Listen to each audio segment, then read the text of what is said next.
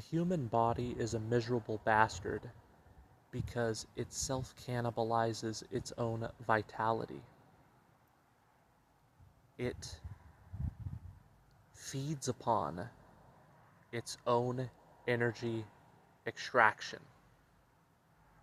And what I mean by this is thus.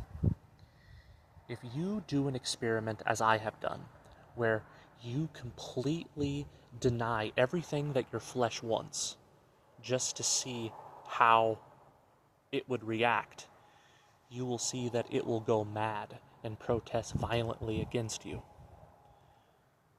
Yet, regardless of the perturbability that you feel, and as the body continues to have these flare-ups that pester you,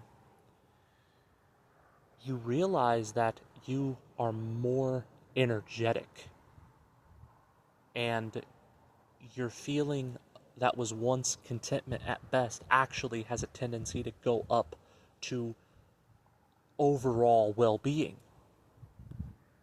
perhaps even happiness. And you kind of interrogate each bodily demand as it arises. Let's say you get hunger pains and your body's telling you to eat, but you know that we don't need to eat but one meal a day, and it doesn't even have to be a substantial meal. In fact, there's so much evidence that shows that eating one small healthy meal a day, once your body adapts to that, is actually much better for you, and you have a lot more energy and your brain works better. So you know this logically, but when your body is constantly demanding you to give it food, and you get those specific cravings, maybe you get a hankering for something sweet, or you start to crave something salty, and something that's ultimately detrimental for your health, you interrogate the sensation, and you feel into its malevolence and its antagonism towards you as your consciousness is being molested by it. And when you feel into it, you realize that the interrogative questions that you are putting into it, you get nothing in response but a sensation of agitation in that area. So you realize that, why am I being antagonized with this agitation that's molesting my consciousness for something that is not even necessary for my survival? In fact, something that's ultimately negative for the organism itself. For example, the idea, it's a paradox, because the idea of the human body is apparently it wants to survive, but yet it's trying to prompt you to do everything that is actually a surefire way to have a premature death and to be lethargic and be a miserable bastard. And I realized that the body is literally a torture device for the soul, for the spirit. And the purpose of the body, which is a intelligence that exists on its own, actually completely separate from your volition, and everything that it does is to evacuate or excrete energy from your auric field. So your energetic body can become dense, and you become lethargic, so you are in a state of disempowerment and depression, simply because you lack the energy to have any type of fortitude, whether it's mental fortitude or energetic fortitude. You just will lack any type of let's go out there and kick the day's ass kind of a disposition. And the reason for that is because the human body is a irrational beast that belongs to mechanical nature, and it's like a stimulus response push button type of a thing, and it's governed by pure blind instinctual automaticities, and everything that it does is brought about by the lizard brain, for lack of a better word. And when it comes to all of the food that it wants to eat, when it comes to all of the sexual emissions it wants to have, the reason why those two things in particular are so detrimental to your vitality is because by engaging in those activities, you have no choice but to lower your vibration to a exponential level.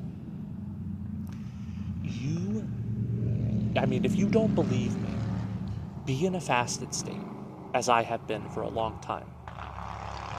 And then as an experiment, break your fast with a large meal, and you will see that it was catastrophic on your overall emotional and energetic disposition.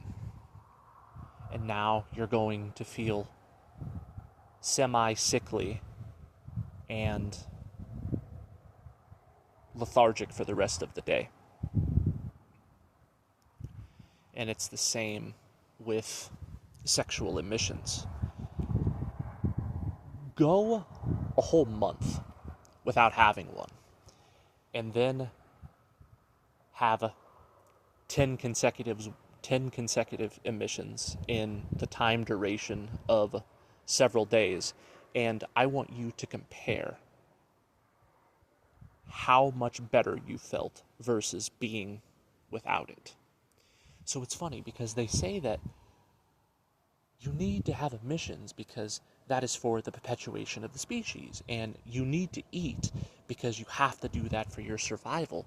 But the ironic thing is all of these things that are supposed to keep us alive by subsistence and are supposed to perpetuate the species are the very things that are actually killing our bodies slowly but surely and jeopardizing our vitality to the point where it takes us perhaps several days or up to a week to be able to recover. See, I didn't know this. I used to just think that I had quote-unquote clinical depression. I used to think that I was just a miserable bastard by default. But once I completely went mad from refusing to give my body anything that it wanted. And again, there is a state of flare-ups of bodily agitation and emotional irritability. But regardless, I found that after a few days, my energy and my happiness was so much better. I didn't have brain fog.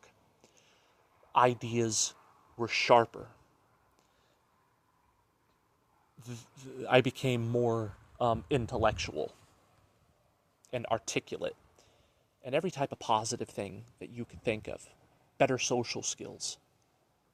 Where even though I could say honestly that I hate this place, I do believe that Earth is a prison domain, and I also believe that the body is a prison, and that we live in a hellscape. I say, wow, although I am in hell, and I'm not happy about that, I'm happy despite the fact. The reason why is because the Matrix, when it comes to the idea of energy extraction, or it feeding from your Luch, see, I used to think that it was the trauma that it fed upon. It was the argumentation that it fed upon, right? It was negative emotions, etc. But I come to realize that what it feeds upon more than anything is it feeds upon the normative intake. What do I mean by that? There is nothing more biologically normative than the intake of food and the emission of semen. This is something that we take for granted. But if you look up the benefits of fasting, particularly one meal a day, and being completely celibate, watch how your sense of self just collapses, and the animalistic, bestial bitch inside of your mind starts complaining big time about that, and says things like, I would never be able to have one meal a day, let alone be celibate. And it thinks that it's impossible or even downright pointless. But guys, I'm fucking telling you, man. Since I've been sober for the almost 3 months now, shortly after that, I did this experiment.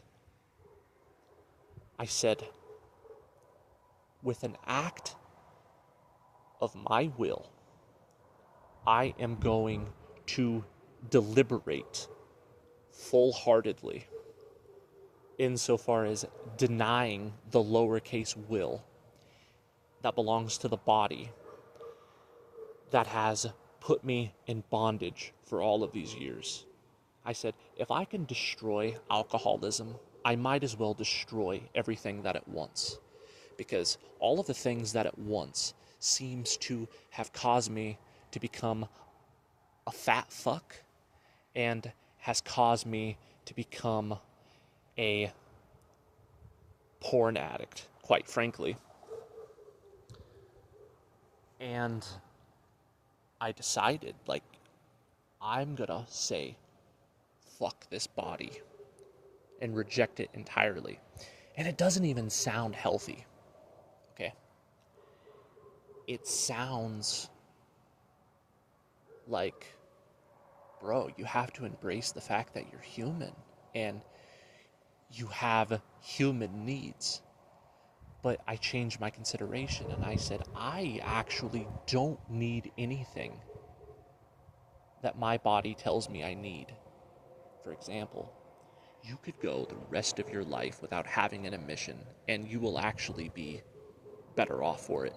You can go your whole life just eating enough to survive, and you will be better off for it. The only thing I give my body of it as much as it needs is water. I think that's like an exception.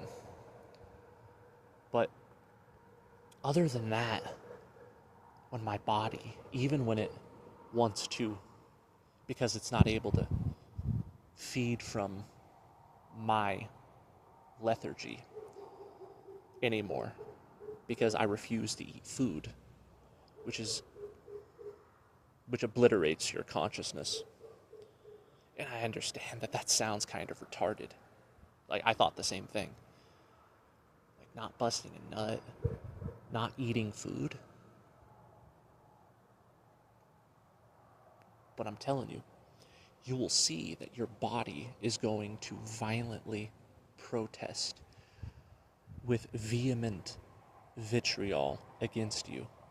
It is going to be frothing from the mouth, and it is going to be spitting venomous piss and vinegar at you. And you'll be able to observe the monstrous bone cruncher that it is. You will observe that it is a beast, and all it wants to do is fuck and eat.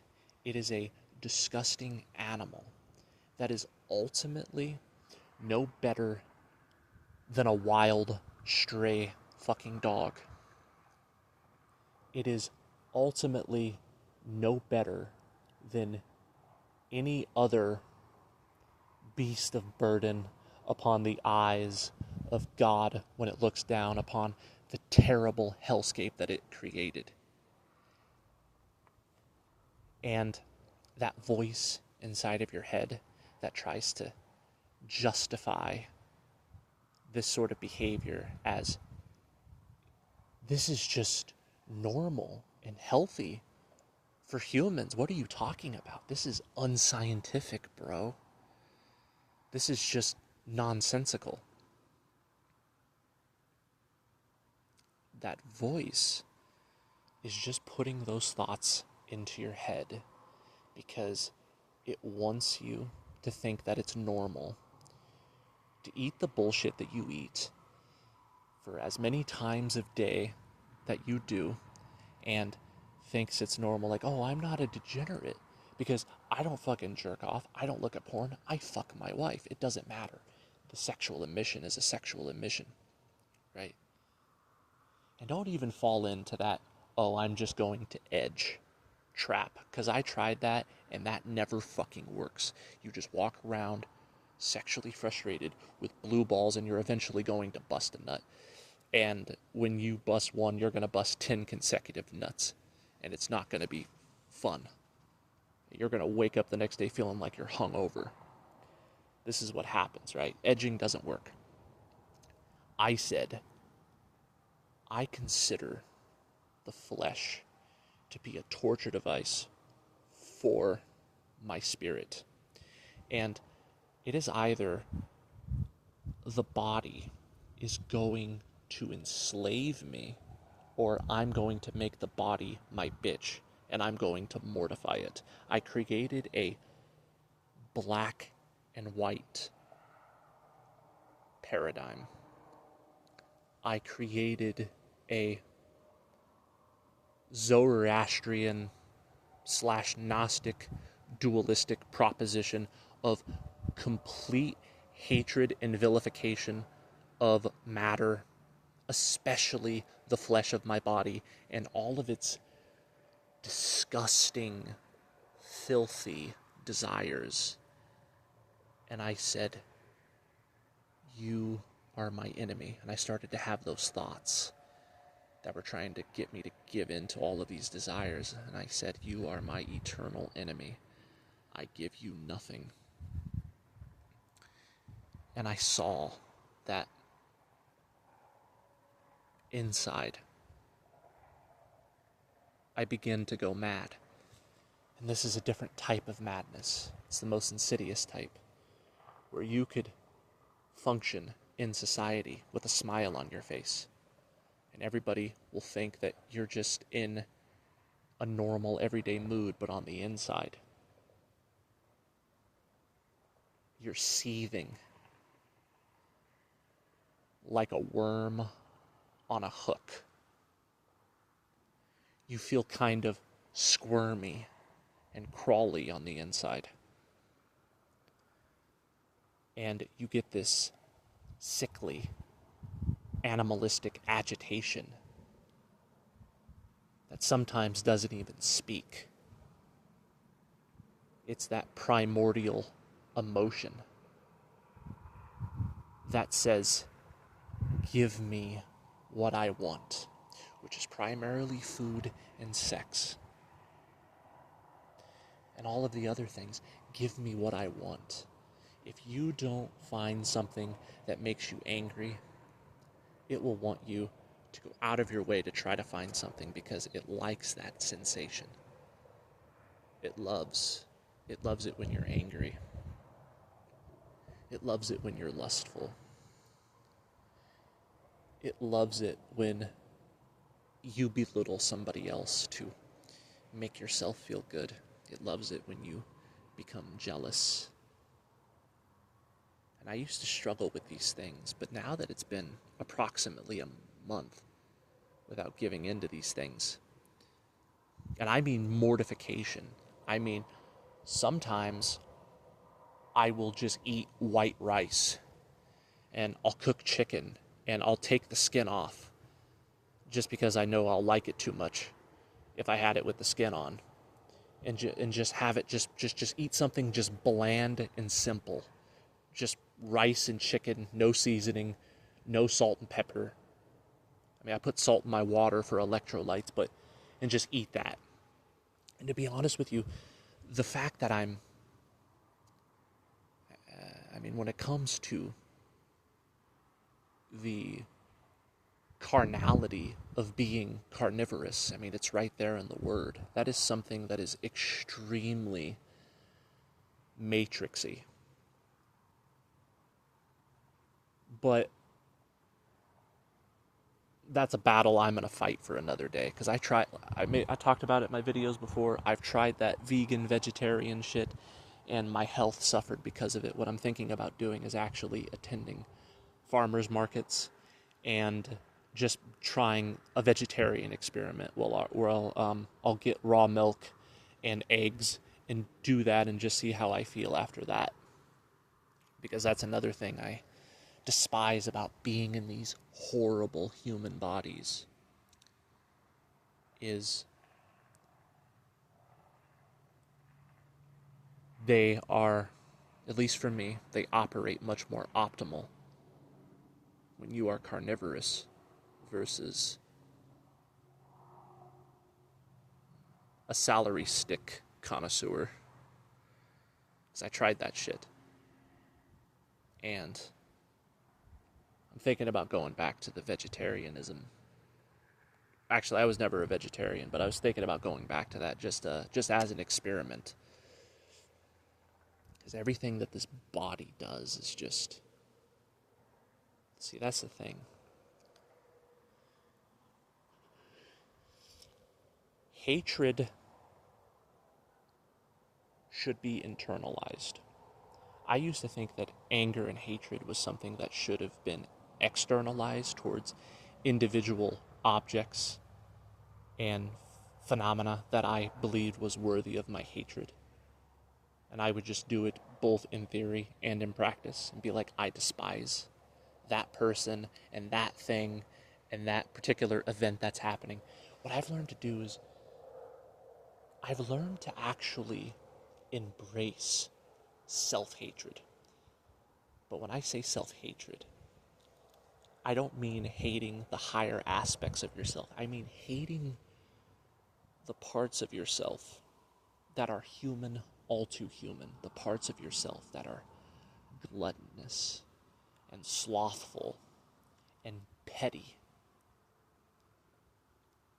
I've learned that when I've learned to just despise the 7 deadly sins, and I've learned to despise my member and despise my stomach and despise the bondage of the will of the flesh that my spirit was subjugated to, I realized that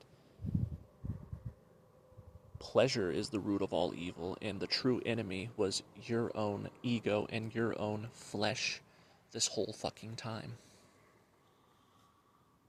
You were your own worst enemy, but this so-called you was never really you. So I've learned to say that what I hate more than anything is the desires of the flesh. And hatred is a good catalyst, because when you view your body as an irritant to your consciousness, when you view the body as like a kind of male aggressor that violates you and molests you on a constant basis and wants you to give in to all of these temptations just so you could be lethargic afterwards, if you could just learn to just truly despise your body, it makes it a lot easier not to give into it. Because you have to understand that, I understand that it seems extremely default and normative to be a human because because your spirit was born into this body and it has a mistaken identity. But I'm telling you, the vast majority of your thoughts are negative and they belong to the adversary. The vast majority of your behavior and the things that you say are completely unwholesome and unnecessary, and they belong to the adversary. The vast majority of the things that your body desires and manipulates you into believing that it's necessary for its well-being and survival also belongs to the adversary. Once you realize this, and you become fasted, and you become chaste, if only for a couple months, you will find that the other behavior becomes nullified as well. And you are at peace. And you have a lot more energy. I've come to realize that my anger and hatred has always been misdirected.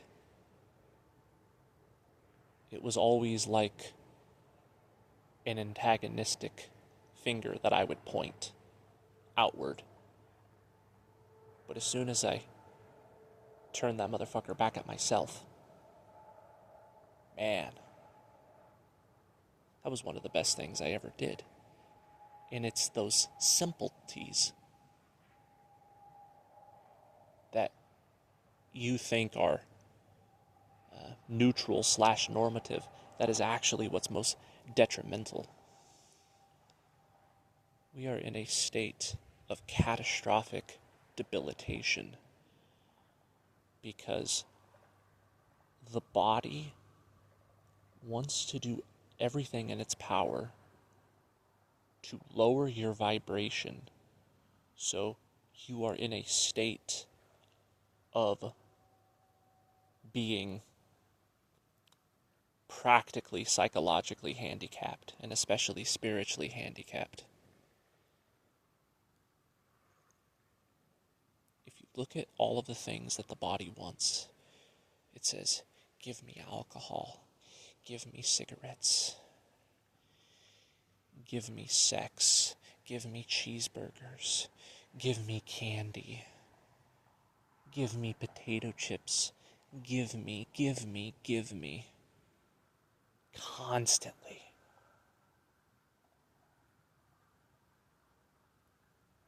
It's a little bitch of a man. That's what it is. I don't need to say it,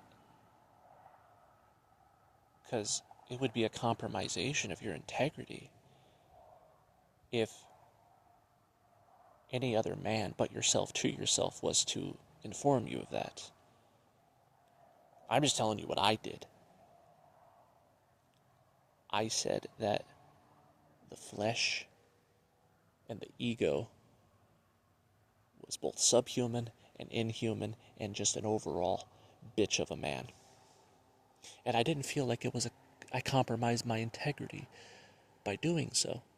I found that I became more fortified. But it's not the condemnation towards the defecations of the impurities and irritants of the things that your body does.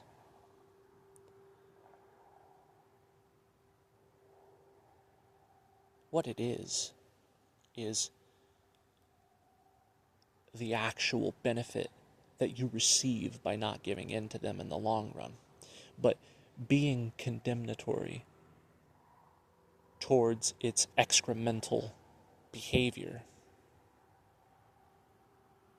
that's a good start. That's channeling your anger and hatred towards the true adversary. And that's step number one. But the benefit is not in that.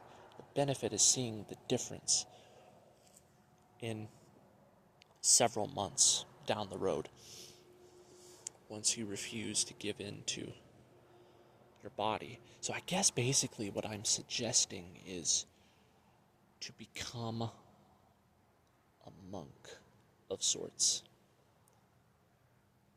Become, as they say, a monk in the wild. Live ascetically. And it's actually extremely difficult to do. It's one of the most difficult things you'll ever do.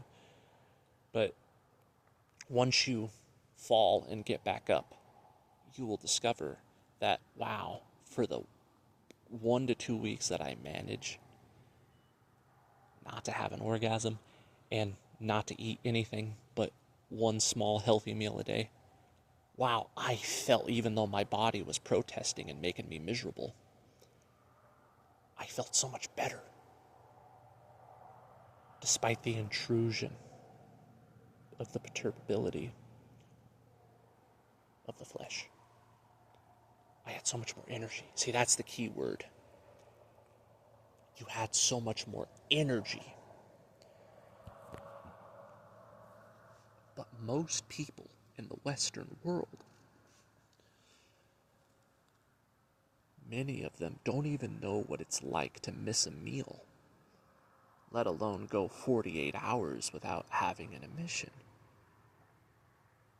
But I realized that food and sex are the two first and foremost surefire ways to completely debilitate your energy reserve to a level of catastrophe.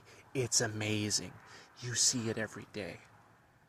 Let's just say you're less than content, or you're more than content. It doesn't matter. If you eat a fucking cheeseburger and french fries and a Mountain Dew after that meal, you feel like shit for the rest of the fucking day. Okay? If you have an emission, there's that thing that's called post-ejaculation fatigue. And then there's also that thing called post-nut clarity, where you look at yourself, at the mess you've made, literally, and you're like, what the hell am I doing? Right? It's not, I don't want to say, quote, it's not normal, because it's actually extremely normal, but that's the problem. Even though these things are in conformity with the behaviorisms of mechanical nature, what I'm saying is, just because something is normal human behavior doesn't mean that it's good, because whoever designed it to be this way, to have this, for us to be irrational, desire-driven entities as we are, the point where we are completely governed to the point of madness below our belt. And even that's not enough. It's never enough to be governed by the stomach. And that's not enough. It's never enough. And not to mention the alcoholism and the fucking cigarettes, and my God, if you really just feel into the energetic frequency of every desire, as soon as it's localized in the particular area of the body that it corresponds with, and you really just feel into its energy, you find without exception that it's negative, that it's agitative, that it is basically your own bodily consciousness tormenting your spirit, trying to get you to do the quote normal human things that are a surefire way to make you feel depressed and have mental fog. I didn't think I was going to make a video for 35 minutes vilifying the flesh, particularly the stomach and the genitalia. But I guess that's what I did. I have decided that when I give my body nothing that it wants, I am much happier. But when I give my body half of what it wants,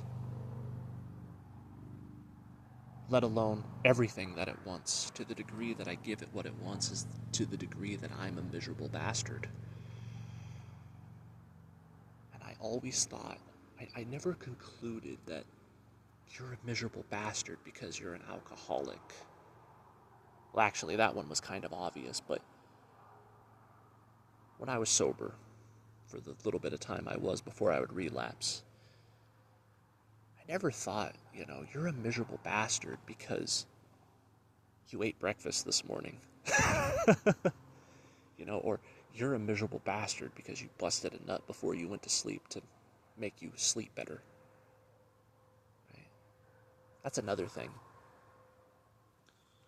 If you have a difficult time falling asleep at night and you eat a big-ass meal, the reason why it helps you sleep so much is because it literally took so much energy out of you.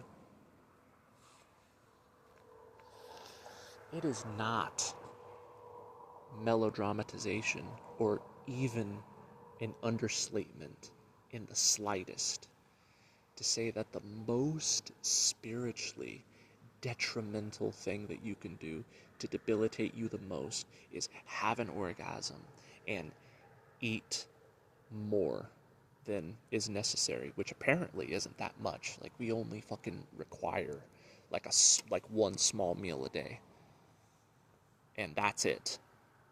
It's fucking crazy all the weight I'm losing, but I'm not even doing it for that purpose.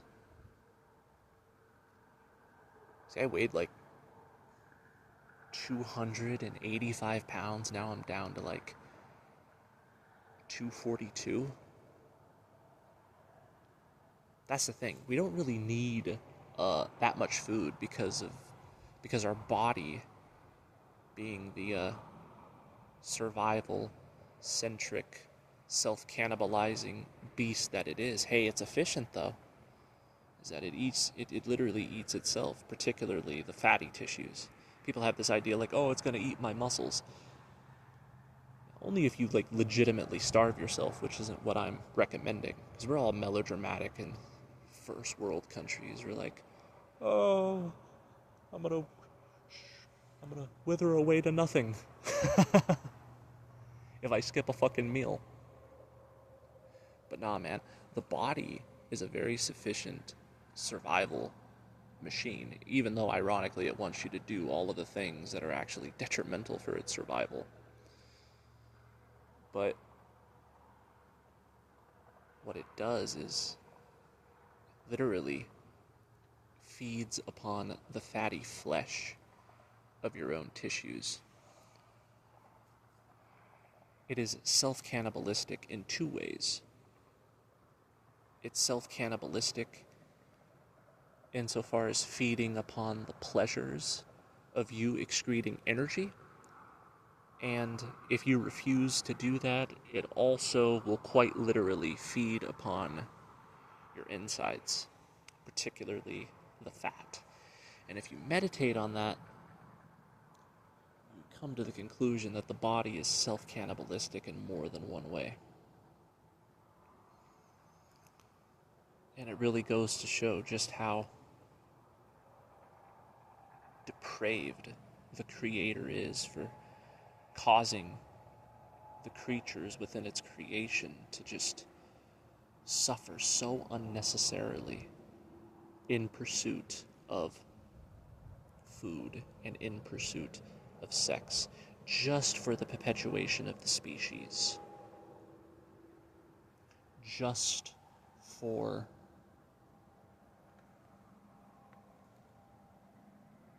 the mass killing of other sentient life forms, just so we can get our subsistence.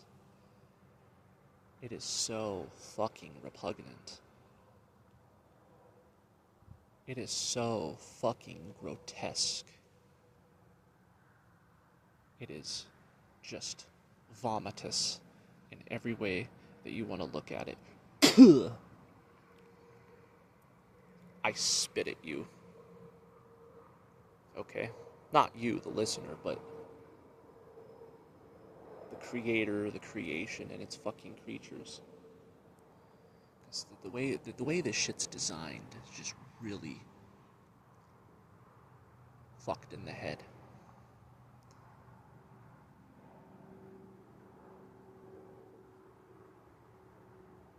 But I've come to a pretty peaceful revelation in my life as of late. I've come to realize that sobriety is beautiful. Chastity is beautiful. Being fasted is beautiful. And every religion known to man got several things right. And what they got right was the spiritual importance of fasted and chastity, because the two are very related. But literally every religion agrees, and that's the one thing they got right. It's just unilateral agreement that the worst thing that you can do for your vibrancy is, well, you know. Sorry, I'm a little bit peaceful. It's like 3:30 in the morning, and I'm standing outside in my backyard, and I'm looking up at the stars, and normally I would have ended the video by now, but I just feel like really peaceful, and I don't really want to end the video. But I don't really have much more to say, because I think I've exhausted the subject.